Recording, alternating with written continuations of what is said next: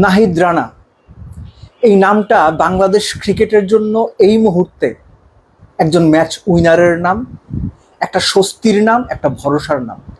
দ্বিতীয় ওয়ানডেতে নিউজিল্যান্ডকে যেভাবে নাহিদ রানা পর্যদুস্ত করে দিলেন, তছনছ করে দিলেন নিউজিল্যান্ডের ব্যাটিং অর্ডার, এরকম বোলিং পারফরমেন্স বাংলাদেশের পেসারদের কাছ থেকে আমরা আসলে সচরাচর দেখি না।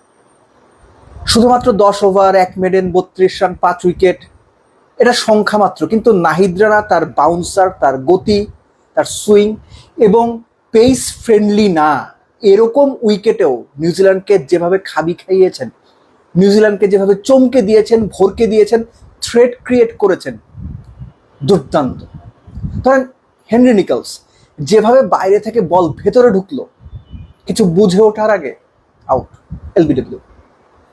যেভাবে উইল ইয়াং বাউন্সারে কোনো রকমে বল ঠেকাতে গিয়ে ক্যাচ তুলে দিলেন, এগুলো আমরা টেস্ট ক্রিকেটে দেখে থাকি টপ বোলারদের কাছ থেকে, যে ব্যাটসম্যানকে কোনো ছাড় দিচ্ছেন না এবং ব্যাটসম্যানের কোনো উপায় থাকছে না আউট হওয়া ছাড়া। আপনি খেয়াল করে দেখেন নিউজিল্যান্ডের প্রথম 6 উইকেটের 4টাই নিয়েছেন নাহিদ রানা। নতুন বলে বলেন কিংবা বল একটু পুরনো হওয়ার পরে মিডল ওভারে বলেন, উইকেট দরকার হয়েছে, নাহিদ রানা উইকেট তুলে দিয়েছেন। সব জিনিসটা হচ্ছে যে এরকম একজন ম্যাচ উইনার দলে থাকা মানে আপনি মোটামুটি নিশ্চিত থাকতে পারেন যে পার্টিকুলার একটা সময়ে নাহিদ রানা অ্যাটাকে এসে আপনাকে উইকেট নিয়ে দেবেন, পার্টনারশিপ ভেঙে দিবেন, কিংবা সেট ব্যাটসম্যান যারা আছে তাদেরকে আউট করে দেবেন।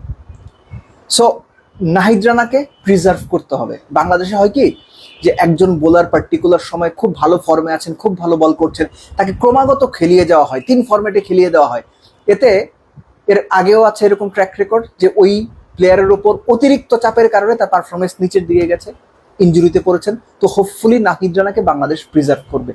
দ্বিতীয় ম্যাচের আর দুটো ভালো দিক হচ্ছে যে তানজিদ তামিম রান পেয়েছেন এবং তার কাছ থেকে যে ধরনের ইনিংস এক্সপেক্ট করা হয় যে যতক্ষণ উইকেটে থাকবেন তিনি দুর্দান্ত একটা স্ট্রাইক রেটে রান করে দেবেন, তানজিদ তামিম সেটা করেছেন। নাজমুল হোসেন শান্ত রান পেয়েছেন, অনেক দিন পর 50 করলেন। সম্ভবত চ্যাম্পিয়ন্স ট্রফিতে তিনি সবশেষ 50 করেছিলেন 13 বা 14 ইনিংস আগে, কিন্তু তারপরও শান্তকে আরো ভালো করতে হবে। এই যে এরকম বিরুদ্ধ কন্ডিশন কিংবা যে ধরনের উইকেট পেস ফ্রেন্ডলি না, সেখানেও বাংলাদেশের পেসাররা ভালো করছেন। তারপরও বাংলাদেশ ঠিকঠাক ভালো উইকেটটা করতে গিয়ে বা বানাতে গিয়ে কেন যেন দ্বিধায় ভোগে। এই দ্বিধায় ভোগার তো দরকার নাই, বাংলাদেশের এখন ওই রিসোর্স রয়েছে, বাংলাদেশের বোলারদের মধ্যে অ্যাবিলিটি রয়েছে। টিম ম্যানেজমেন্ট এই ব্যাপারটা কেন যে আমলে নেন না আমি ঠিক বুঝি না।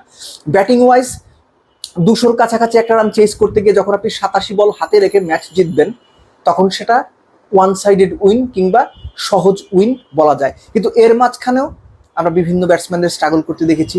মেহেদি মিরাজকে আমরা দেখলাম যে কত 24-25 বলে বোধহয় 8 রান করলেন। সো এগুলো ভালো সাইন না, এগুলো ভালো সাইন না। কেননা বাংলাদেশ যদি ভালো টিম হিসেবে নিজেদেরকে প্রিপেয়ার করতে চায়, এই সিচুয়েশনগুলো থেকে বের হয়ে আসতে হবে। সবচেয়ে বড় কথা হচ্ছে যে দ্বিতীয় ম্যাচটা হারলে সিরিজ খোয়াতে হতো।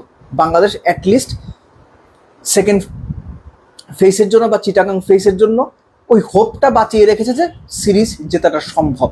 এবং এই সিরিজটা জেতা মানে বাংলাদেশ ধরেন যে র্যাঙ্কিং এর বিষয়, পয়েন্টের বিষয়, 2027 বিশ্বকাপে কোয়ালিফাই সরাসরি করার বিষয়, অনেক কিছু জড়িয়ে আছে।